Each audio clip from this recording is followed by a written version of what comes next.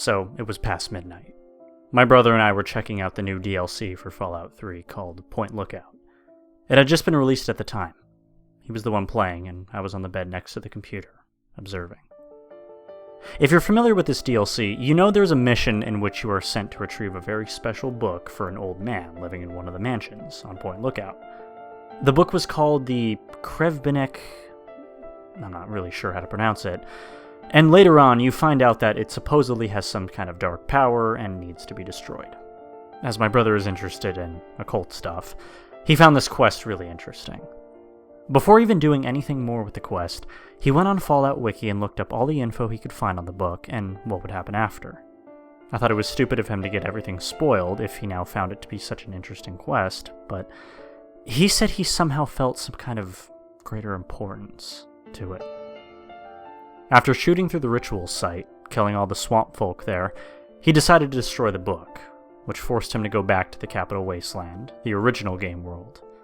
At this point, he didn't have enough caps to buy another riverboat ticket, so he killed Panada, a trader in Point Lookout, at the docks, and took all of her caps. I found this very strange, as my brother isn't playing as a bad character, and would always do the moral and right thing, wanting good karma. But not this time. After coming back to the riverboat docks in the Capital Wasteland, he began making his way toward the Dunwich building.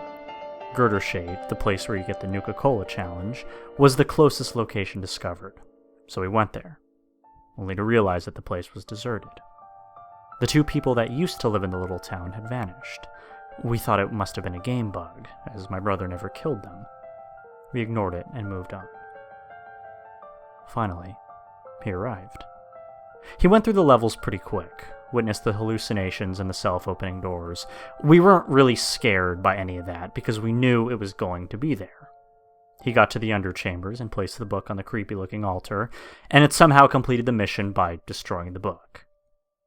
At this point, my brother figured it would be a good time to head to Rivet City to sell some stuff he had gotten from Dunwich. Guess what?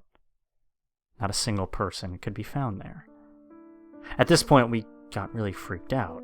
We checked the other settlements, Megaton, the Citadel, Tenpenny Tower. All of them were empty. We restarted the game and reloaded, but nothing helped. We figured we could go back to Point Lookout and see if there was anyone left there. The only problem was that Tobar, the guy who owns the boat, wasn't around anymore either, so we couldn't buy a ticket. When my brother was about to leave the boat again, he was attacked by the very same people missing from all of the settlements. It must have been over 100 people just charging the boat, throwing grenades, shooting missiles, wanting my brother dead.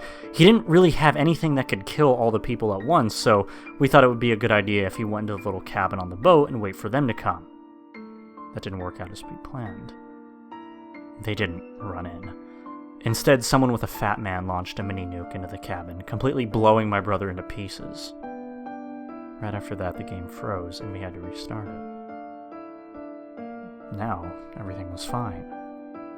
No one attacked us, and everyone was exactly where they were supposed to be.